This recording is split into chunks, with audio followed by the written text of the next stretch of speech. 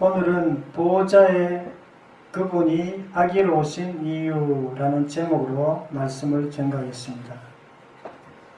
오늘은 대림절 네 번째 주일입니다. 이번 주 금요일이 성탄절인데요. 보호자에 계셨던 그분,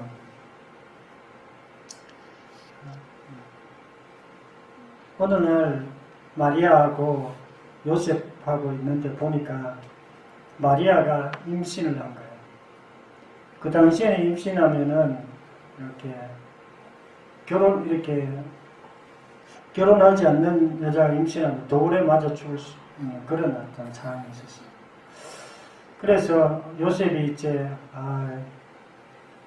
다른 사람들이 얘기하면은 돌에 맞아 죽을 것 같고, 그래서 그냥 가만히 끊고 자기는 그냥 헤어지려고 이렇게 했어요. 그런데 밤에 천사가 나타나서 마리아가 잉태된 이유에 대해서 얘기하기 시작했습니다. 마리아가 잉태한 것은 성령으로 잉태된 것이다. 사람하고 이렇게 관계에서 잉태된 것이 아니고 성령으로 잉태된 거다. 이렇게 얘기했어요. 그리고 그 태어난 아기가 있는데 그 아기는 정말 이 땅에서 놀라운 일을 행할 것이다. 이 놀라운 일을 위해서 그 아기가 있을 것인데, 오늘은 이 본문 말씀을 통해서 이 놀라운 일, 하나님께서 이 예수님을 통해서 우리에게 어떤 놀라운 일을 할 것인지에 대해서 말씀드리고자 합니다. 첫 번째로는요, 자기 백성을 죄에서 구원하려고 오셨습니다. 21절 말씀 목소리 읽겠습니다. 시작. 아들을 낳으리니 이름을 예수라 하라. 이는 그가 자기 백성을 그들의 죄에서 구원할 자이심이라 하니라. 아멘. 아들을 낳으리니 이름을 예수라 하라. 이렇게 얘기했어요. 예수라는 그 뜻은요, 여호와는 구원이다, 그런 뜻이에요. 히브리어는 예수아라고 이렇게 발음합니다. 헬라어로는 예수스, 우리나라 말로는 예수 이렇게 표현합니다. 이 땅에서 죄를 구원하기 위해서 천국에서 하나님이신 그분이 이 땅에 사람으로 오신 것입니다. 그게 뭐 그리 중요해서 하나님께서 직접 사람으로 오셨을까요? 굉장히 중요하기 때문에 하나님 오셨어요.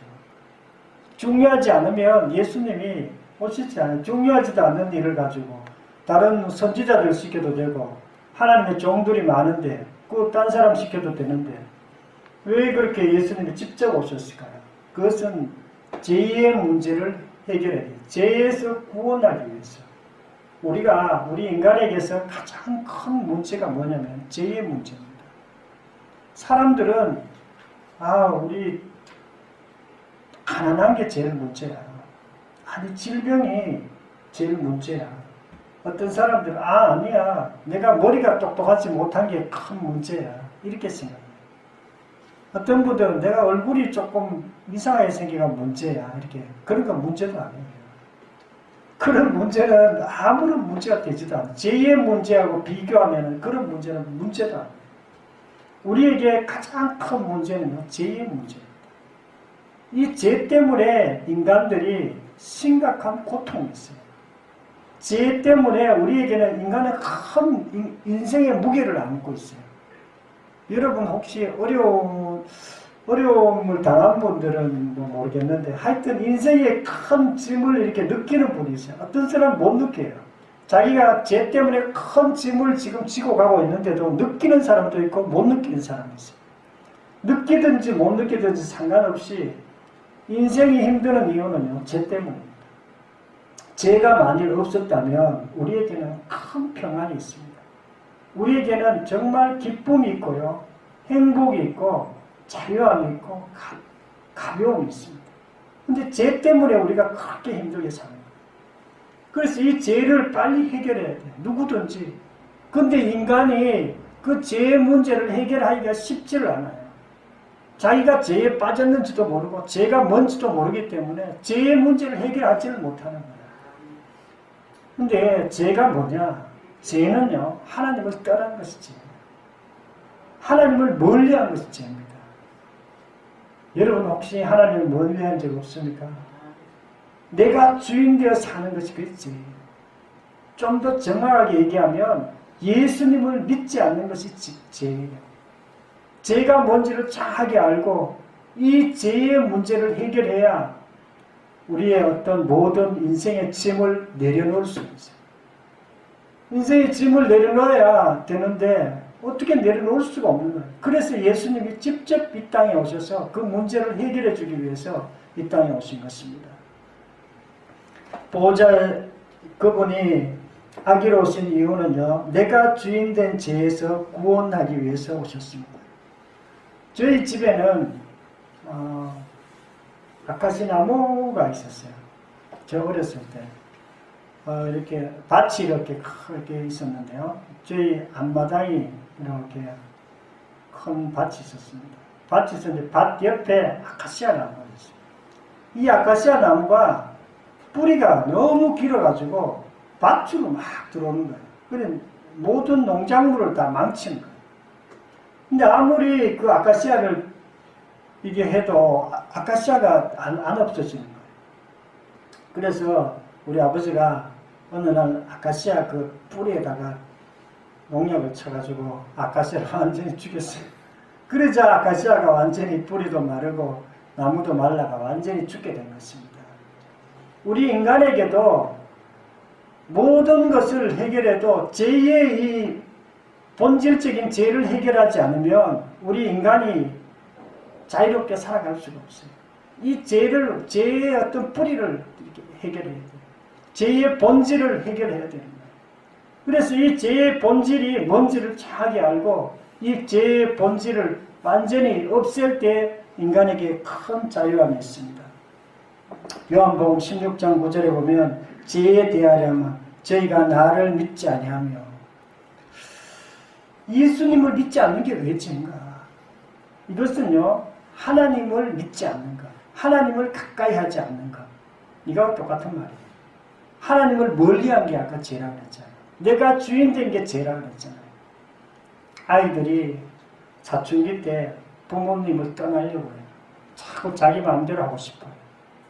근데 자기 마음대로 하면 될 것 같지만 사실은 부모님이 떠난 아이들은요, 제대로 잘할 짓을 못해요. 부모님하고 가까이 늘 부모님하고 잘 이렇게 지내는 애들이 정상으로 잘 크지만 부모님을 떠나면 잘 클 수가 없어요. 우리 인간은요, 하나님을 떠나면은 잘 살아갈 수가 없어요. 예수님을 떠나면 잘 살아갈 수가 없어요. 그래서 우리가 예수님을 이렇게 가까이 해야 되는데요. 왜 그러냐면 하나님을 마음에 두기 싫어하고 하나님을 멀리하고 내가 주인 되어 사는 것은요, 그것이 바로 마귀처럼 사는 겁니다. 그것이 바로 어두움으로 사는 거기 때문에 그렇습니다. 그것은요, 우리가 인생을 포로되게 사는 거예요. 만일 우리가 하나님을 멀리하고 마귀처럼 살면 어떻게 되겠어요? 염려가 들어오고 불안이 들어오고 또 열등감이 생기고 인생이 안 되게 되어 있습니다. 인생에 큰 짐을 지고 지금 인생을 가고 있는 거예요. 인생에 아무 짐도 없이 가볍게 가도 지금 될까 말까인데 큰 짐을 지고 염려와 불안과 열등감과 이런 걸 가지고 우리가 어떻게 살아갑니까? 그래서 이 문제를 완전히 해결해야 돼요. 보좌에 계신 그분이 아기로 오신 이유는요, 내가 주인 된 죄에서 구원하기 위해서 그렇습니다. 죄라는 것은요, 우리 인생에서 우리가 80년 사는 거기 있어서도 가장 큰 문제지만 또 하나의 문제는 저 천국을 못 가게 하는 거예요. 죄는 우리 천국을 못 가게 만들어요. 그래서 우리가 죄의 문제가 해결되면은 이 땅에서도 가장 큰 문제의 뿌리를 해결할 수 있고요. 그리고 천국 갈 수도 있는 그런 어떤 두 가지를 다 해결할 수 있습니다. 수많은 사람들은 믿음에 대해서 오해하고 있습니다. 내가 예수 믿으니까 천국 가겠지.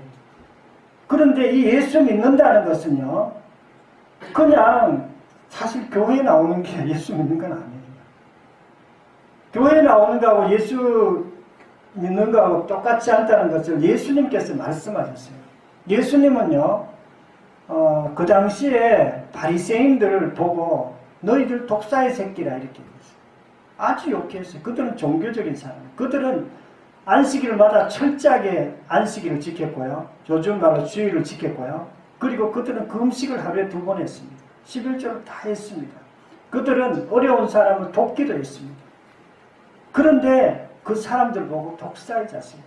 왜냐하면 우리가 하나님을 믿는다는 것은, 예수님을 믿는다는 것은 사람 보기에 뭐 이렇게 그럴듯한 거하고는 아무 상관이 없어요. 하나님은 중심을 보신 하나님. 진짜 하나님을 믿는가? 진짜로 예수님을 믿는가? 하는 그런 문제. 그럴 때 우리가 예수님을 믿게 됩니다. 예수님을 믿는 동시에 죄의 문제도 같이 해결됩니다. 근데 예수님을 믿는 것에 대해서 오해를 하게 되면 예수 믿는다 그러는데 죄의 문제가 해결 안 되는 거예요. 인생의 큰 짐이 해결이 되지 않는 거예요. 그러다 보니까 늘 이렇게 갈등하면서 살아가는 그런 가운데 있습니다. 우리가 죄에서 구원받으면요, 인생의 모든 문제가 다 해결되는 것입니다. 마귀의 문제가 해결되는 거예요. 마귀는요, 보이지는 않지만 우리의 주변에 늘 있어요. 마귀는 이렇게 항상 큰 힘은 없지만은 우리가 예수 잘 믿는 사람, 영적으로 눈 뜨인 사람에게는 큰 힘을 못 씁니다. 그러나 눈이 감기고 마귀가 있는지도 없는지도 모르고 마귀에 대해서 이렇게 대충 하고 이렇게 기도 안 하고 이런 사람들은 마귀는 큰 사자와 같이 그렇게 큰 힘이 있습니다. 그 사람들을 아주 나쁜 길로 끌고 갈 수도 있고요. 지옥으로 끌고 갈 수도 있고 아주 구렁텅이에 빠지게 할 수도 있고 그리고 죄의 유혹에 빠지게 할 수도 있고 그게 마귀예요. 그런데 이 죄의 문제가 풀리면요, 마귀의 문제도 풀리고 죽음의 문제도 풀립니다. 우리가 인생에서 가장 큰 문제는 사실은 죽음의 문제입니다. 이 죽음의 문제보다 더 큰 문제는 없어요. 사람들은 죽음 앞에서 꼼짝 못합니다. 죽음 앞에서 두려워하고, 암 걸린 사람들은요, 죽을까봐 굉장히 두려워합니다.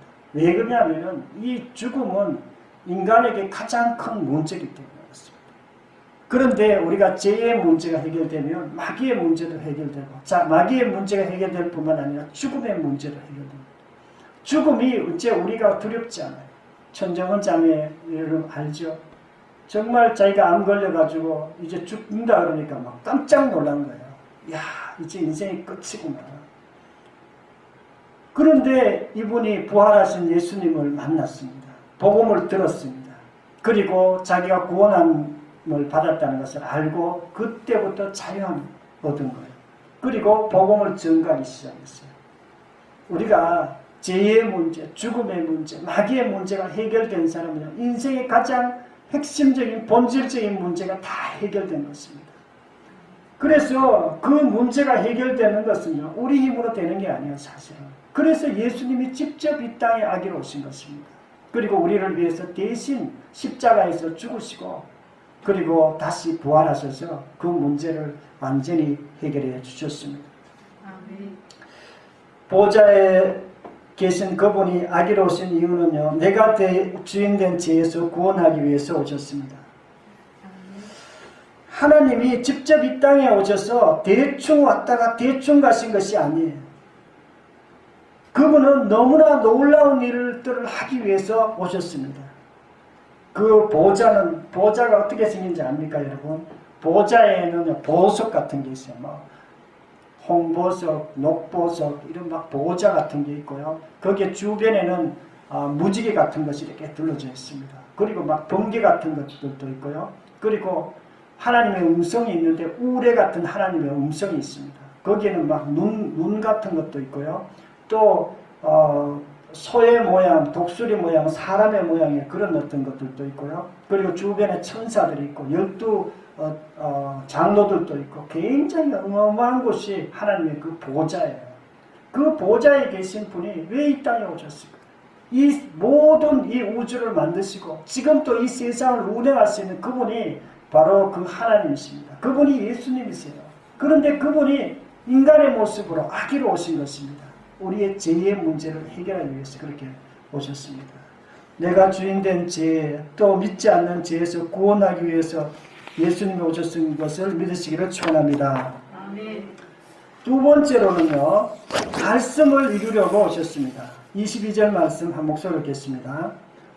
이 모든 일이 된 것은 주께서 선지자로 하신 말씀을 이루려 하시니 이르시되 아멘. 예수님께서는요, 구약의 성경의 선지자들이 예수님에 대해서 많이 이렇게 얘기를 했어요. 예수님이 이 땅에 오시고 그리고 보잘것없는 모습으로 오신다. 또 예수님이 우리 죄를 위해서 대속하기 위해서 오신다. 또 예수님이 다윗의 아들로 오신다. 이런 구약의 말씀들이 많아요.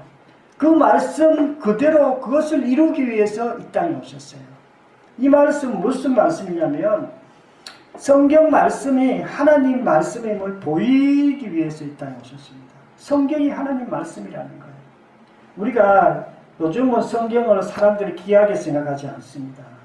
왜냐하면 성경을 누구든지 프린트해가지고 돈만 주면 돈 안 줘도 공짜로 주고 돈만 주면 누구든지 이것을 가질 수 있기 때문입니다.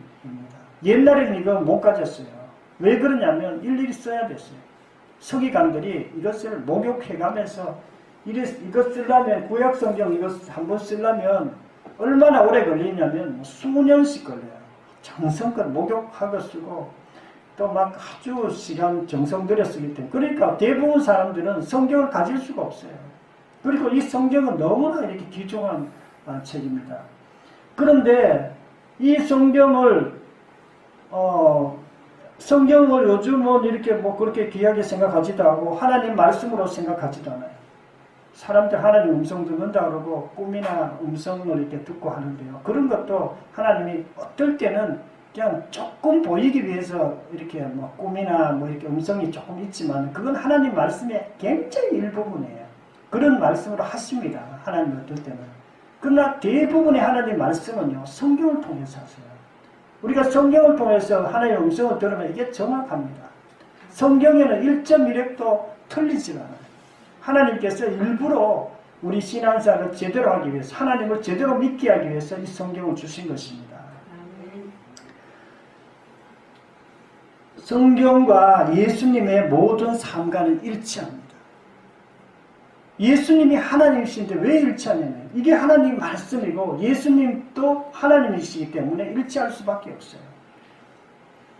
누가복음 24장 44절에 또 이르시되 내가 너희와 함께 있을 때에 너희에게 말한 바 모세의 율법과 선지자의 글과 시편에 나를 가르쳐 기록된 모든 것이 이루어져야 하리라 한 말이 이것이니라 하시고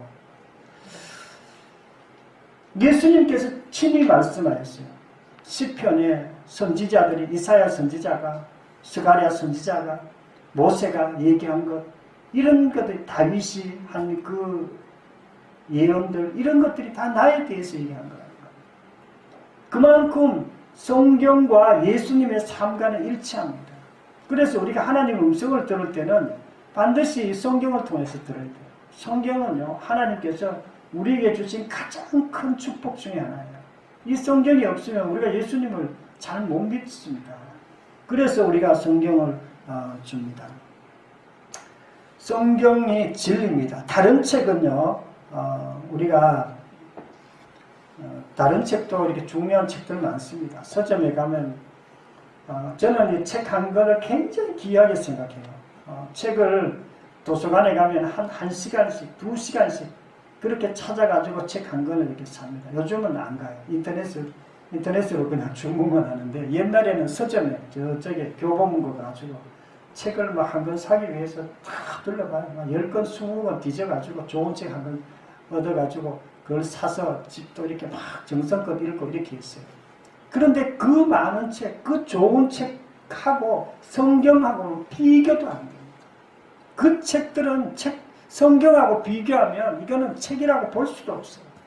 내용 자체도 그렇고 우리에게 주는 어떤 영감도 그렇고 비교도 안 될 만큼 그런 것입니다. 왜냐하면 성경은요 하나님의 말씀이고 진리이기 때문에 그렇습니다. 이게 진리라는 걸 모르는 사람은요, 다른 책만 엄청 읽는 거, 성경은 읽지도 않고, 아무리 읽어도 진리에서 벗어난 것은 아무 소용이 없어요. 아무리 좋은 책이라고 해도 성경하고 비교할 책은 없어요. 어떤 그 대학 총장인데, 그 시카고 대학인가, 그 대학에 책이 한 800만 권이 있대요.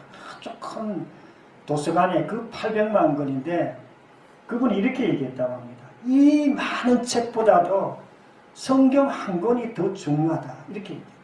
그 말이, 그분은 정확하게 성경을 알고 있는 분, 성경이 얼마나 귀중한지 그렇게 말씀하셨습니다. 우리가 진리를 알 때 자유함이 있습니다.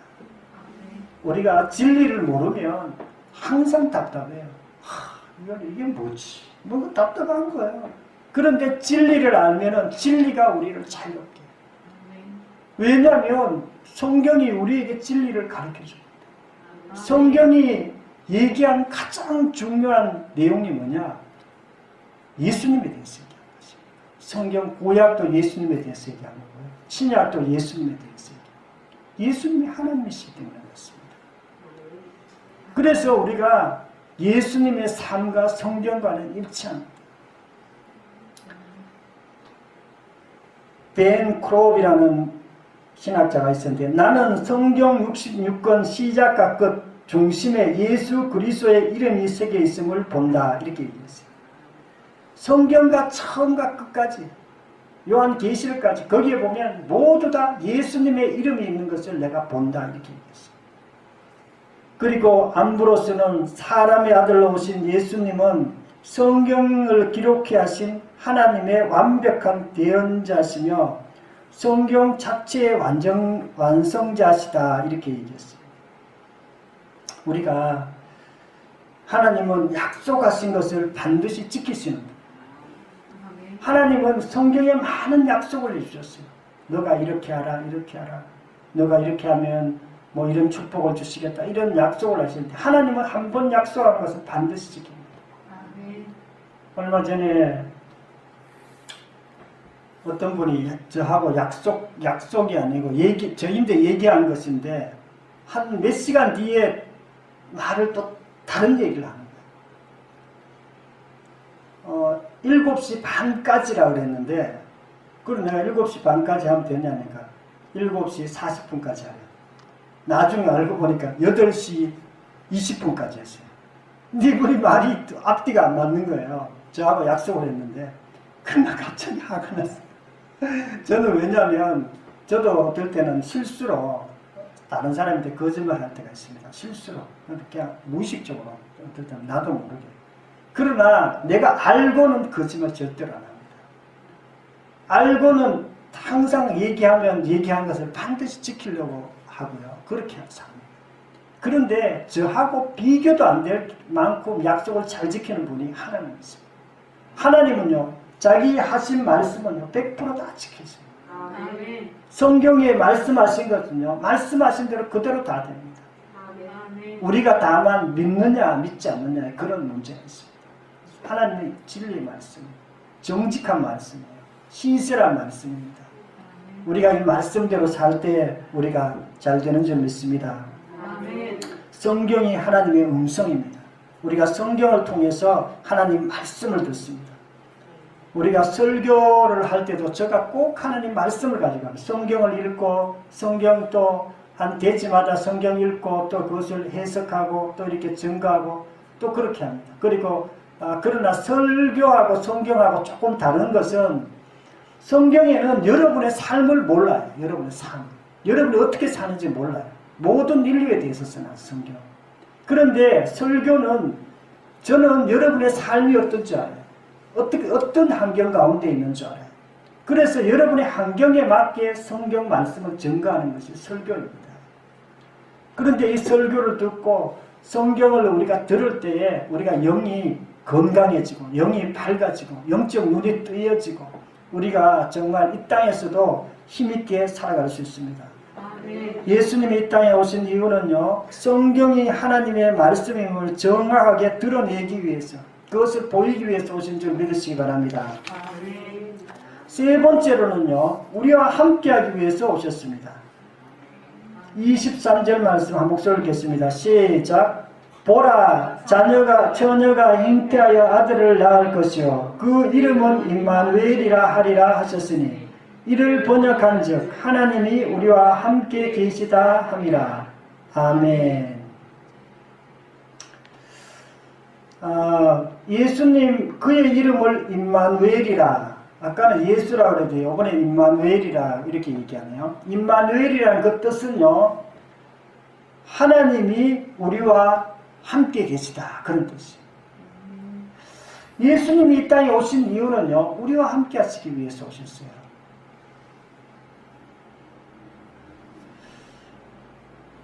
우리가 아까 제가 말씀드렸는데요, 이 땅에서 우리가 최고 축복받은 사람이 누구냐면요, 하나님이 함께하는 사람이 가장 축복받은 사람. 아멘. 하나님과 멀리 떨어진 사람은요, 저주받은 사람입니다. 저주받은 사람은 하나님을 자꾸 멀리 하려고 해요. 근데 하나님 축복받은 사람은요, 하나님과 함께 있고 함께 있는데도 불구하고 자꾸 함께 더 가까이 가려고 합니다. 그 축복받은 사람. 여러분도 오늘 예배 잘 드렸어요. 하나님이 여러분 기뻐하십니다. 왜냐하면 하나님은 가까이 하는 자에게 더 가까이 하십니다. 멀리 하는 자는 멀리 하세요. 하나님은 멀리 떨어져 가려면 그냥 내버려둬요. 가라 빨리. 내버려둬요. 하나님의 그분은 우리 보고 막 억지로 이렇게 땡겨오는 경우도 있긴 했어요. 그러나 대부분 하나님 그냥 내버려 둡니다. 너가 알아서 하고 싶은 대로 해라. 그게 저주입니다. 그게 저주예요. 하나님이 함께하면요, 하나님으로부터 좋은 것을 다 받습니다. 우리 인생에서 필요한 좋은 것들은요, 하나님께 있습니다. 인생의 좋은 것들은요, 예수님께 있습니다. 예수님이 뭐가 있다 그랬죠? 예수님 속에 기쁨이 있습니다. 예수님 속에 평안이 있습니다. 예수님 속에 제사함이 있고 지혜가 있고, 예수님 속에 우리에게 가장 좋은 것들이 예수님 안에 다 있습니다. 아멘. 그런데 그분하고 가까워지면 가까워질수록 우리가 그것을 누릴 수가 있어요. 아멘. 그런데 그 예수님하고 멀어지면 어떻게 되겠어요? 그런 것들이 사라집니다. 인생의 빛이 사라지고, 인생의 기쁨이 사라지고, 우울증이 오고, 염려가 오고, 열등감이 오고, 인생이 망쳐지는 것입니다.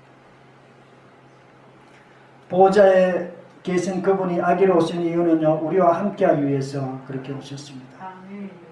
우리가 예수님을 믿으면 예수님이 우리와 함께 하세요. 그러나 우리가 함께 하려고 노력해야 됩니다. 함께 하시지만 함께 할 때 노력해야 돼요. 하나님 그것을 너무나 기뻐하세요. 마태복음 28장 20절 볼지어다 내가 세상 끝날까지 너희와 항상 함께 있으리라. 하나님께서 내가 세상 끝날까지 너희와 항상 함께 있다고 그렇게 말씀하셨어요. 함께 있는데도 불구하고 함께 없는 줄 알고 자기 멋대로 살아가세요. 예배 드릴 때만 함께 있는 줄 아닙니다. 예배 드릴 때뿐만 아니라 집에 있을 때도, 직장 다닐 때도, 공부할 때도 늘 함께 하세요. 그분을 의지하면 의지할수록 그분이 우리를 더 가까이서 우리를 도와주세요. 우리가 그분을 누릴 수가 있습니다. 빌립보서 4장 9절에 너희는 내게 배우고 받고 본바를 행하라. 그리하면 평강의 하나님이 너희와 함께 계시리라. 너희들은 내게 배운 것, 또 배우고 받고 본바를 행하라. 말씀대로 살라. 이렇게. 그럴 때 내가 너희와 함께 평강의 하나님이 너와 함께 하실 것이다. 아멘. 우리가 축복받는 사람은 가장 중요한 특징이 있습니다. 평강이에요. 평강. 아멘. 하나님이 함께 하시면 반드시 평강이 따라옵니다. 아멘. 평강이 없는 사람은 불안한 사람이에요. 평강이 없는 사람은요, 뭔가 이상하게 인생에 막 스트레스를 계속 받습니다. 그러나 하나님의 평강이 있는 사람은요, 하나님이 함께 하시면 평강이 함께 합니다. 그래서 내가 지금 축복받고 있는지, 내가 지금 저주가 가운데 있는지 그것을 알려면요, 하나님의 평강이 나와 함께 있으면 그것이 내가 지금 축복받고 있는 것입니다. 아멘. 그 보좌에 계신 분이 아기로 오신 이유는 우리와 함께하기 위해서 오셨습니다. 하나님이 가장 기뻐하는 것은요, 하나님의 자녀인 우리하고 가까이 하는 것입니다. 우리하고 교제하는 것이고요, 우리하고 동행하는 것이고요, 우리하고 얘기하는 거예요. 우리 여러분들도 하나님하고 예수님하고 자꾸 우리 가까이 하려고 노력하고 그분하고 교제하려고 애써야 돼요. 하나님께서 그럴 때 우리와 더 가까이 해주십니다. 우리가 함께하지 못한 상태에 있는 사람들은요, 이렇게 침체되는 경우가 있습니다. 기쁨이 사라집니다. 그래서 우리가 예수님하고 늘 이렇게 가까이 있어야 되는데요. 저는 청년 때 사실은 열심히 신앙생활을 했어요. 청년 때부터. 그런데 예수님이 나와 함께 있다는 것을 믿지를 않았어요. 사실은. 함께 있다 이론적으로 알았어요. 이론적으로. 성령께서 나와 함께 계시고 또 하나님이 나와 함께 있어요. 이론적으로 믿었는데 나와 항상 함께 있다는 것을 믿지를 않았어요. 그러면 어떻게 되겠어요? 인생이 정말 힘들었어요. 왜냐하면 하나님이 나와 함께 하시지 않기 때문에 이론은 아는데 실제로는 내가 그걸 받아들이지 못했어요.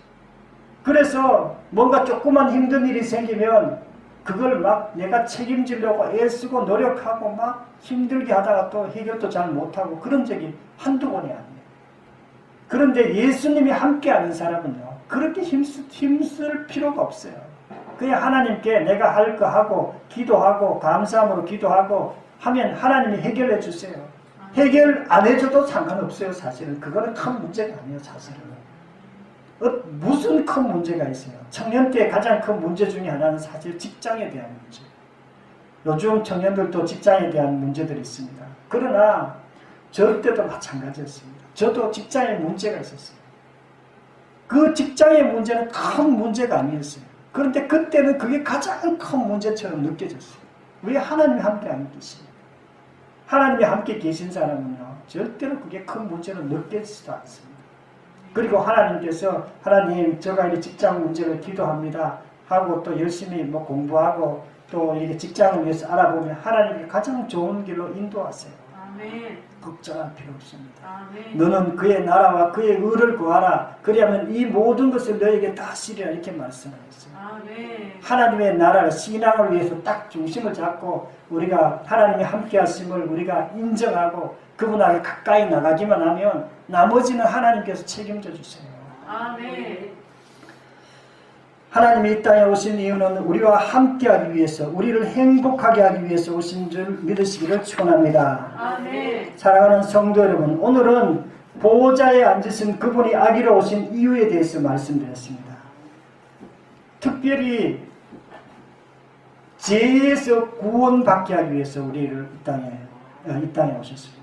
그리고 또 하나는 말씀이 성경이 하나님의 말씀임을 알게 하기 위해서, 깨닫게 하기 위해서. 성경이 하나님 말씀입니다. 그리고 또 하나는 우리와 함께 하기 위해서 이 땅에 오셨습니다. 아멘. 예수님께서 이제 아기로 성탄절날 25일날 오셨는데요. 이것은요, 그냥 오신 게 아니에요. 정말 어마어마한 사명을 갖고 우리에게 놀라운 축복을 주기 위해서 이 땅에 오셨습니다. 아멘. 우리가 이 땅에 오신 그 예수님을 축하하면서 그분을 마음에 받아들이시기를 축원합니다. 아멘. 예, 통성으로 기도드리겠습니다. 말씀을 생각하면서 통성으로 기도드리겠습니다.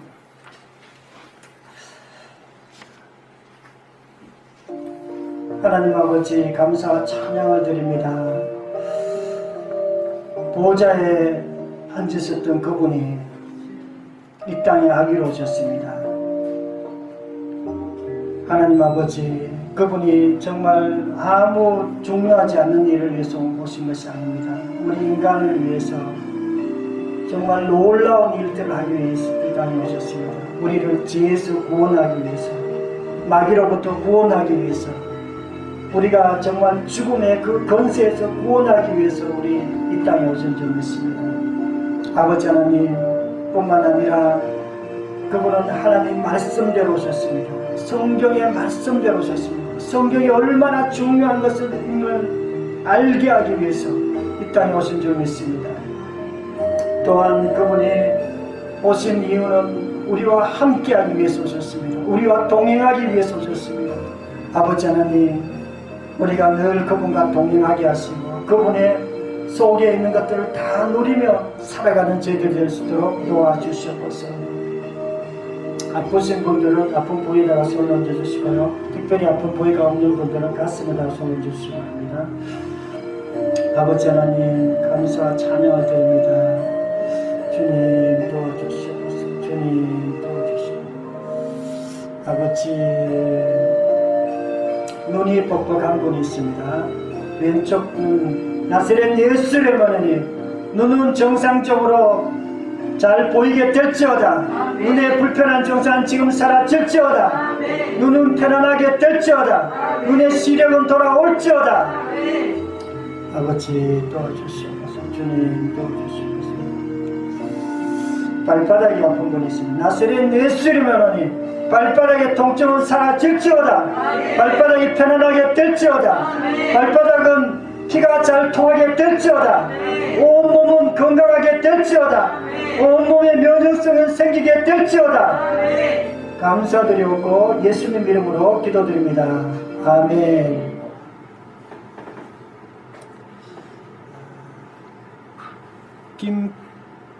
김영숙 집사님.